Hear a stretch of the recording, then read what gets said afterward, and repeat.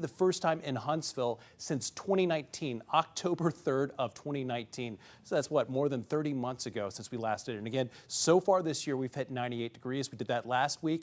And of course, we could do that tomorrow, but more heat to go all the way through the next 7 days.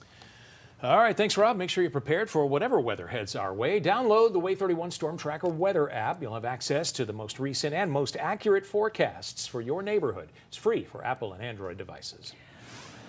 One of the races we'll be watching during tomorrow's primary runoff elections is the Democratic gubernatorial runoff between Yolanda Flowers and Malika Sanders-Fortier. Now, there was a difference of less than 1% between these two candidates in May.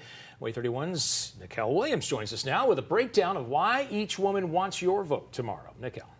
Yolanda Flowers and Malika Sanders-Fortier share many of the same priorities. In fact, two of their top three are identical, one being education.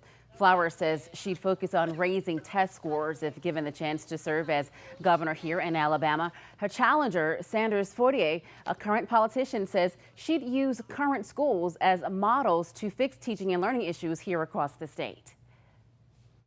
Every teacher should have a paraprofessional. Every teacher. It's just hard to manage a classroom with 20+ students. We do have school districts right here in Alabama who are in the top 1% of our nation, right? So we have models for what we can do to improve schools. We just have to care and be committed enough and commit the resources. On WAAY-31 News at 5, I'll let you hear from both of these candidates again about how they like to tackle healthcare issues in our state. In studio, Nicole Williams, WAAY-31 News. Thanks, Nicole. Two Alabama families say they are hopeful that two veterans captured while fighting in Ukraine will soon be returned home. Andy Wynn and Alex Drucke have only been seen in Russian propaganda videos since they disappeared nearly 2 weeks ago. The State Department is staying in close contact with the men's families, they say, here in Alabama. Alex Drucke's mom says she is encouraged through the constant updates from State Department officials. I'm just trusting their process. I don't even ask them questions because they're so reassuring. They have been wonderful, wonderful to work with. And it's like Coach Nick Saban always tells us Bama fans to trust the process. Congressman Robert Adderholt and Congresswoman Terry Sewell are working with the State Department to find the two men and get them back to America. Despite the ongoing war in Ukraine, we're seeing a slight drop in gas prices. A survey of gas stations here in Huntsville shows prices fell nearly a nickel per gallon over the past week. Gas Buddy has the average price of the Rocket City pegged at $4.54. The station with the cheapest price in Huntsville sells gas for $4.28. The national average also dropped a little, now under $5, averaging $4.97. Right now, there are growing fears the country could be heading into a recession, with inflation running at a 40-year high. U.S. Treasury Secretary Janet Yellen says inflation is unacceptably high, but she doesn't believe a recession is inevitable. The president echoes that sentiment. ABC's Rena Roy has the latest. As Americans face the highest consumer prices in 4 decades, the president remaining optimistic, saying he believes the economy will slow down. There's nothing inevitable about a recession. President Biden also vowing to provide some relief, hoping to decide this week whether to suspend the federal gas tax, and suggesting gas rebate cards could also be a possibility. It would shave about 18 cents off of every gallon of gas, and it would also take money away from infrastructure projects. It's a balancing act in a time like this when you have prices soaring really across the board. Gas prices are 40 cents higher than they were just a month ago. Everything from rent to groceries are up 12% from last year. Airfares up nearly 40%. Inflation at 8.6%. I'm dipping in savings so that I can live. It's been growing at a very rapid rate as the economy, as the labor market has recovered and we have reached full employment. It's natural now that we expect a transition to steady and stable growth. According to economists surveyed by Bloomberg, the odds of a U.S. recession in the next 12 months are rising. Their probability now at 30%, double the odds from 3 months ago. It's really kind of tough, because you want to have everything provided, but everything is so high. We are seeing the first signs of a slowdown, with retail sales dipping in May for the first time this year. Airfare bookings are also down slightly. Experts say this pullback amongst consumers could mean a recession is on the horizon. Rena Roy, ABC News, New York. The first wave of COVID vaccine shots for America's youngest children are now going into those tiny arms. Children ages 6 months to 5 years old are now officially able to get vaccinated against the virus. Health experts say there's no time to waste. While children are less likely to become severely ill from COVID, doctors say it's still critical for them to get vaccinated. It's the best way to hedge bets against severe illness, hospitalization, long COVID, and any potential issues that may happen with the fall surge. Families have two options: Pfizer's 3-shot course with each dose 1/10 the size of the adult dose, administered over 11 weeks. There's also Moderna's 2-shot regimen, each one 1/4 of the adult dose, 1 month apart. The number of new COVID infections continues to climb here in Alabama. According to the state health department, Alabama's positivity rate is now more than 20%. We know more than 6,700 people tested positive within the past week. There are also now more than 300 COVID patients hospitalized statewide. New details: nearly 3 dozen dogs are in a shelter, and a man is facing charges in an animal abuse case in Colbert County. 33 dogs and 2 cats were seized recently. Many of them were starving and had been tangled up in chains without water. Shelter workers are now nursing them back to health. They're on their way to a whole better life. They're off their chains. They 5 meals a day. A lot of them that had the mange are starting to heal up already. Jason Foster was arrested and jailed. His court date has not yet been set. The focus on our nation's capital. The House Select Committee investigating the January 6th riot preparing now for its 4th public hearing.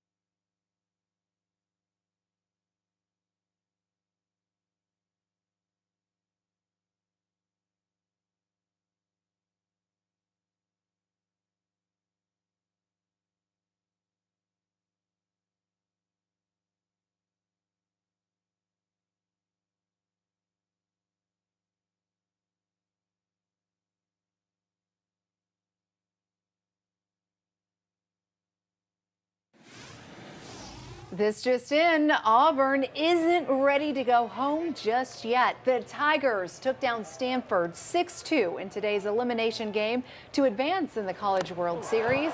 Auburn will now play the winner of tonight's matchup between Arkansas and Ole Miss.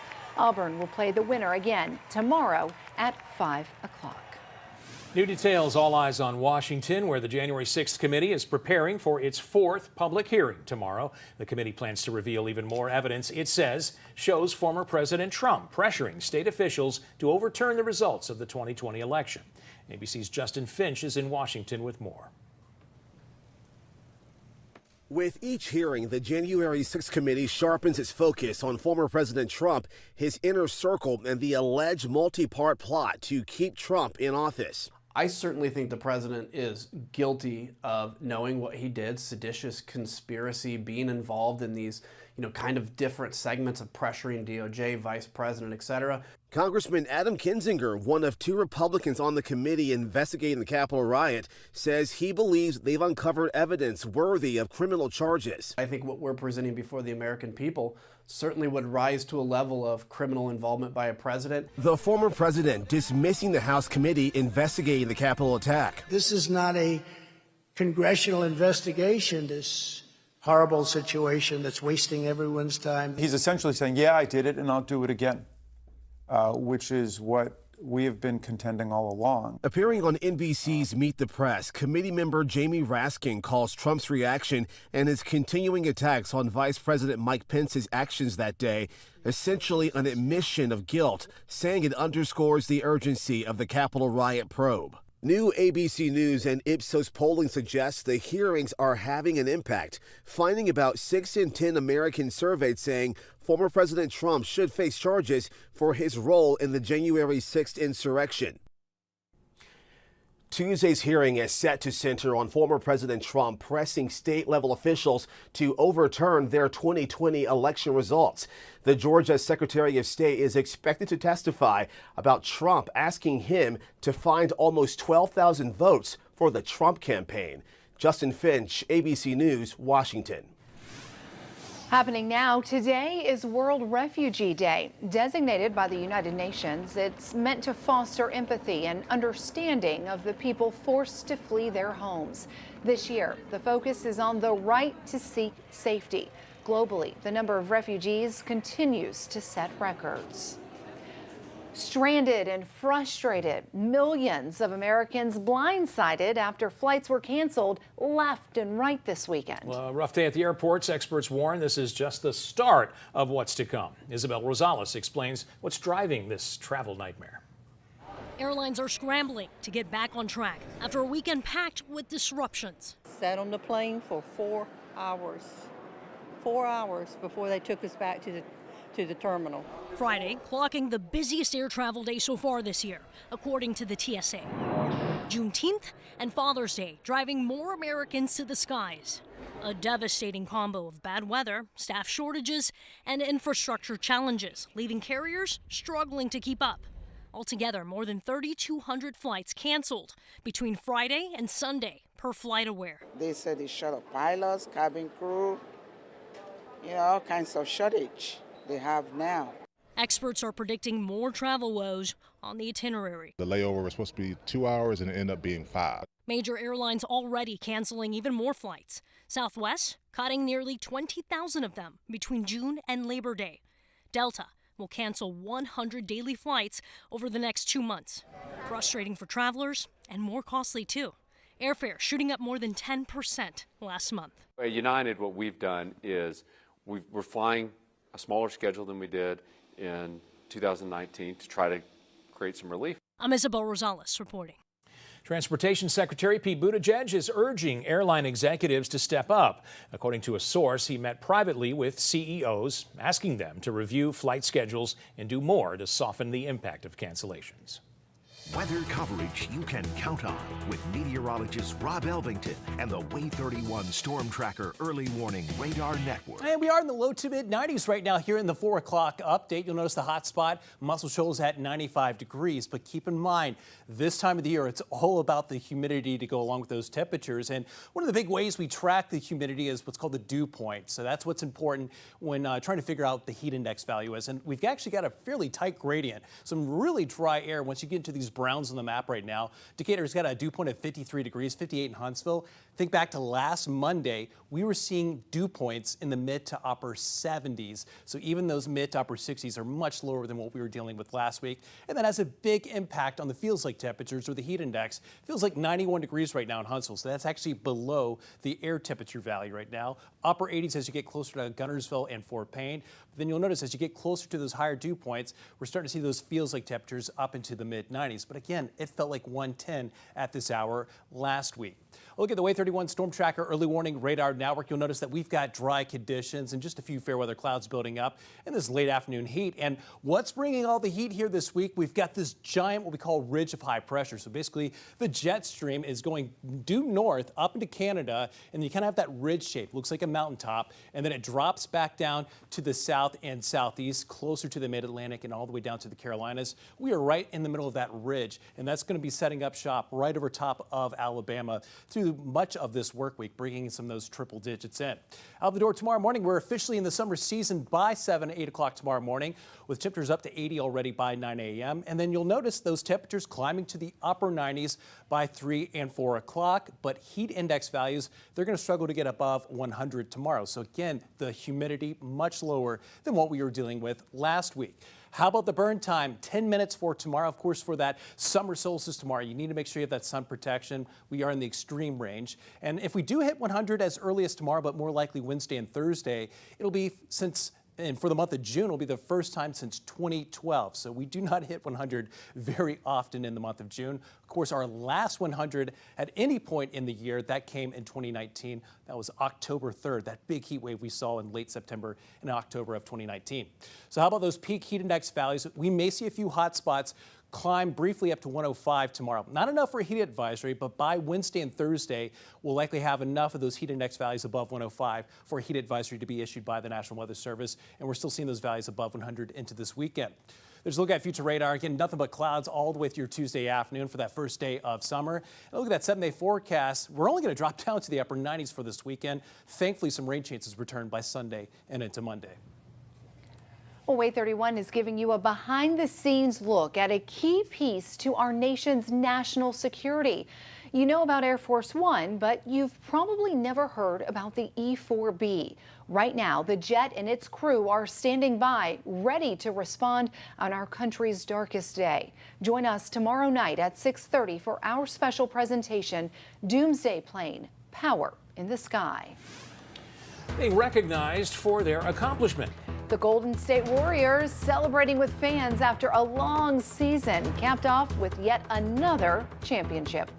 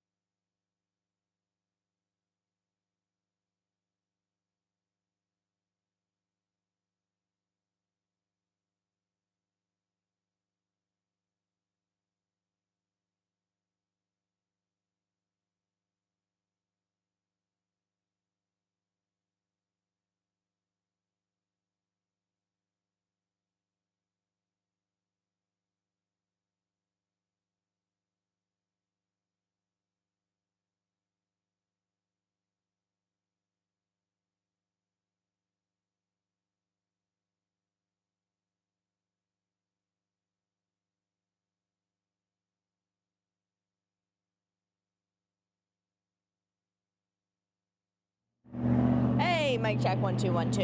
Hope you can hear me.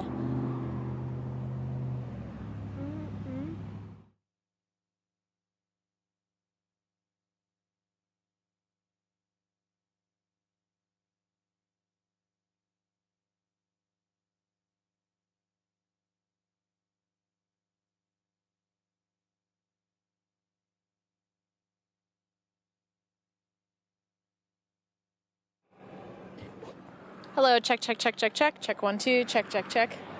Check, check, check. Yep.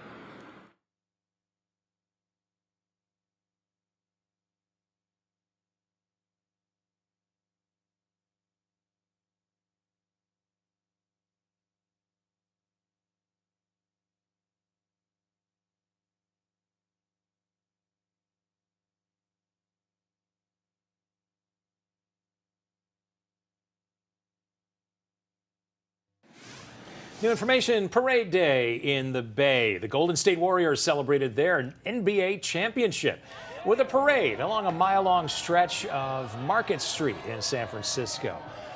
Finals MVP Steph Curry and the Warriors took down the Boston Celtics in 6 games to claim the team's 4th title in 8 years. Of course, in sports, it's never too early to look ahead to next year, and right now, the Warriors are the favorite to repeat as champions. And keep it right here on WAAY-31. Tonight, Game 3 of the Stanley Cup Final begins at 7. The Tampa Bay Lightning hope a home ice advantage will help them bounce back from an embarrassing shutout in Game 2. Colorado Avalanche overwhelmed the Bolts 7-0 to take a 2-0 lead in the best-of-7 series. Lightning in a tough spot, needing to win 4 out of the next 5 games to make it a Stanley Cup three-peat. Well, there's no mystery here. An overnight stay in the Mystery Machine from the Scooby-Doo live-action film sold out within minutes. Airbnb and Warner Brothers offered the experience to celebrate the 20-year anniversary of the movie's release. The iconic van will be parked on the Malibu coast in Southern California for 3 one-night stays starting Friday. How cool is that? Well, legendary investor Warren Buffett's annual auction for lunch just went for a record-breaking price, $19 million. The bidder is remaining anonymous. Now, whoever it is, though, gets to have a private steak lunch with Buffett and up to 7 guests at a steakhouse in, well, New York City. This year's huge sum is more than 4 times the winning bid in 2019, which was the last auction before a hiatus due to the COVID pandemic. Coming up next on WAAY-31 News at 5, we're following a tragic story. A 3-year-old boy dead after drowning in a pond. We take you to Ardmore for a live report on this heartbreaking story.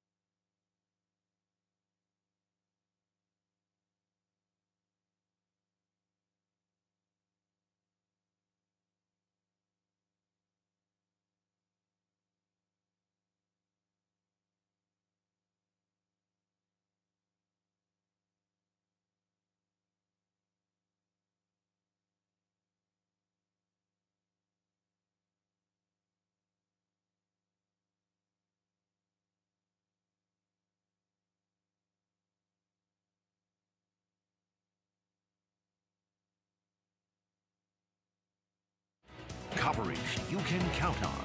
WAAY-31 News starts now. We start the hour with breaking news out of Ardmore on the death of a 3-year-old. It's a story we first alerted you to at 4. Authorities say that child drowned in a pond this afternoon. Thanks for joining us. I'm Dan Schaefer. And I'm Marie Waxel. A sad day for all parties involved. Let's get right to WAAY-31's Nicole Zedek. She joins us live in Ardmore with the latest. Nicole? Marie, really is a heartbreaking scene out here in Ardmore, and it happened off of this road behind me, Pinedale Road, right off of the intersection near Highway 251. Now, the Limestone County Sheriff's Office got the call around 12:30 this afternoon. A missing 3-year-old boy. He was in the backyard, and the sheriff says his grandparents stepped away just for a moment, and when they came back, he was gone. He was in the backyard. Grandparents stepped away for a quick second, came back, and weren't able to locate him. My units responded after a short search. The child was located. Unfortunately, he was in the pond and had succumbed to drowning. Sheriff Joshua McLaughlin says it was a difficult call for his team to respond to. Now, they're not releasing any names at this time out of respect for the family and this tragedy that they're going through. As we do learn more information, we'll be sure to keep you up to date with all of the latest details, both on air and online at WAAY-TV.com. Reporting live in Ardmore, Nicole Zedek, WAAY-31 News. All right, thank you, Nicole. We will continue to bring you the latest updates on this story, as she just mentioned. And as that new information is released, you can find those updates on WAAY-TV.com and on our WAAY-31 News app. Make that 5:01, and you're taking a live look here over Lake Gunnersville with our WAAY-31 Thompson Roofing and Construction Sky Camera Network. The brief relief we enjoyed in the heat over the weekend is fading as we head into the first official week of summer. Temperatures could hit the triple digits this week. Let's check in with WAAY-31 meteorologist Rob Elvington. He's in our Storm Tracker Weather Center monitoring what you can expect throughout a very steamy week. Yeah, and as Dan mentioned, the start of summer, so right on tap for that summer solstice tomorrow. We're back up to the upper 90s. So yeah, I hope everyone enjoyed the relief Saturday, Sunday, and into this afternoon. We're still up into the low to mid 90s here at the 5 o'clock update, but as we often stress, it's all about the humidity, and the humidity has been fairly dry over the last few days. Take a look at Decatur right now. It's 92 degrees, but look at the heat index value. Because of the lower humidity, we're actually seeing a heat index value 3 degrees below the actual air temperature. If you look back to last Monday, when we had our first heat wave in, we were seeing heat index values around 110 at this hour. So again, a big difference just thanks to that drop in the humidity. Look at the WAAY-31 Storm Tracker early warning radar network. We are all dry, just a few fair weather clouds off to the south. And through this evening, temperatures still holding in the mid 80s through 8 o'clock, but it's with that dry air in place. So can get out and about, get that walk in this evening, because by tomorrow, look at the forecast, 98 degrees for your Tuesday. And we are starting to see the return of just enough humidity to push those heat index values back above 100. And of course, we are tracking triple digits, which could be for the first time in nearly 3 years. Later this week, we'll talk more about that coming up. Thanks, Rob. And keep up with the hot temperatures as you go about your day by downloading the WAAY-31 Storm Tracker weather app. You'll have access to live weather updates for your area. It's free for Apple and Android devices. New at 5, the latest efforts to get Alabama veterans Andy Wynn and Alexander Drueke back home safe to Alabama. The two are presumed captured by Russian military forces after willingly going to Ukraine to help fight in the war. WAAY-31's Brittany Harry is live now in Trinity after speaking with Andy's fiance. Brittany? Yeah, Andy's fiance, Joy Black, says she's feeling a lot more optimistic and hopeful today than in recent days, given recent developments, but emphasized to me that she just cannot wait to have her fiance, Andy Wynn, back home. Wynn and Alexander Drueke are believed to have been spotted on video and in photos in Russian media. However, the State Department has yet to verify it's them. The State Department told me today they have seen the photos and videos and are, quote, closely monitoring the situation, but have no further comment on it right now, citing privacy considerations. They also told me they are in contact with Ukrainian authorities, the International Committee of the Red Cross, and with the families of Wynn and Drueke. We've reached out to from all over the country, from an overwhelming support from the military community, veterans who served with Andy or knew him or just related to the story, and they've all just been so great reaching out to us and talking to us, and being in contact with the Drueke family. That's definitely been a very big support, and just all of the government officials have reached out to us and saying, hey, we really care about this, and here are resources and what we can do to help. So between that and just continuing to talk about this publicly, Joy Black says that she hopes that that'll help in efforts to bring these two men back home to Alabama safe. Of course, we are continuing to monitor this situation, this developing story here at WAAY-31, and of course, we'll keep you posted on any new developments as soon as we get them. For now, I'm reporting live in Trinity. Brittany Harry, WAAY-31 News. Thank you, Brittany. Ukrainian forces have started disposing of bombs near the capital of Kyiv.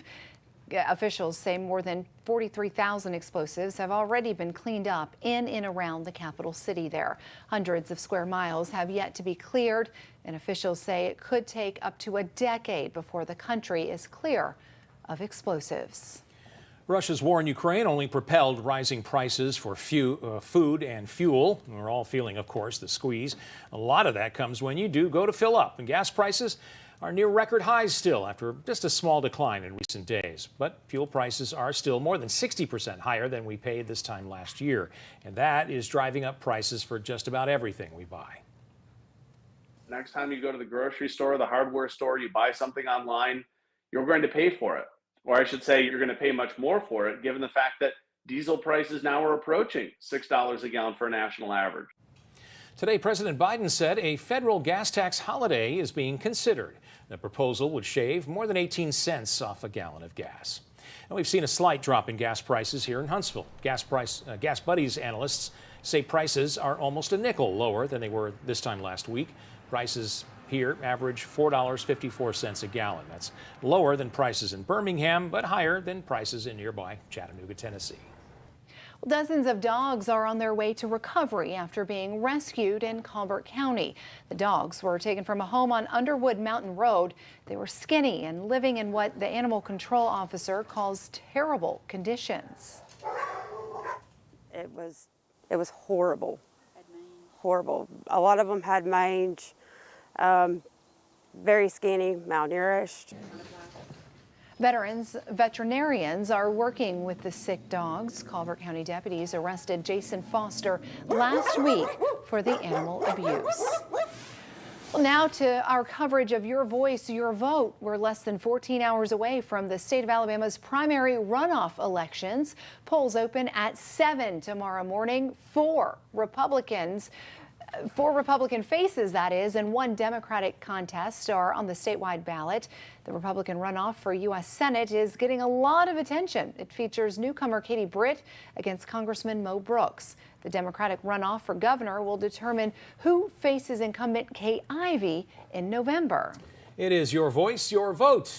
Democrat gubernatorial candidate Yolanda Flowers pulled in just over 2,000 more votes than her challenger, Malika Sanders-Fortier, during the May primary. It was a very slim margin of success, but Sanders-Fortier believes she'll take the nomination tomorrow night. WAAY-31's Nicole Williams joins us now. And Nicole, these women have very different backgrounds, but are running on some of the same issues. They truly are, Marie. Flowers is an educator. Sanders-Fortier is already an Alabama state senator, but both Flowers and Sanders-Fortier vow to go to work on healthcare issues here in Alabama if given the chance to serve as governor. And based on what they shared with me during our interviews here in Huntsville, they'd approach improving health for Alabamians in some of the same ways. Listen in. You know, we can sign for Medicaid expansion on the first day, and that can't be done by the governor alone. That has to be done based on connections and relationships right there in the legislature. And so there are so many things that I've already been working on.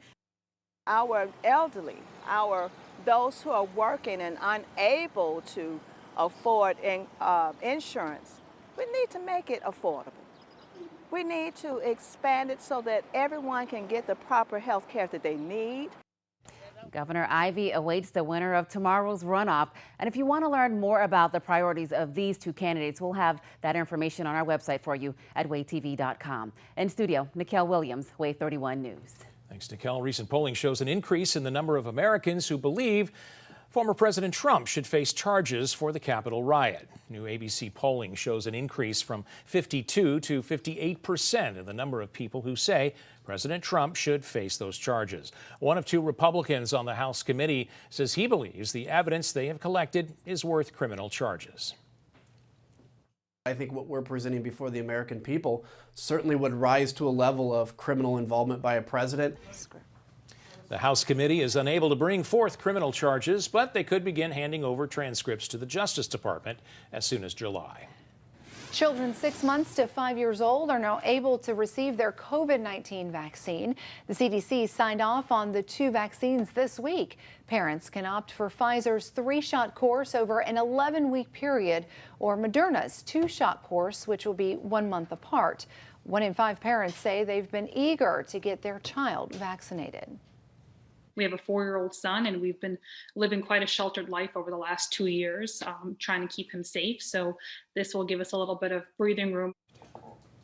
However, not all parents are ready to get their kids vaccinated. 4 out of 10 say they're reluctant to get their young kids vaccinated right away.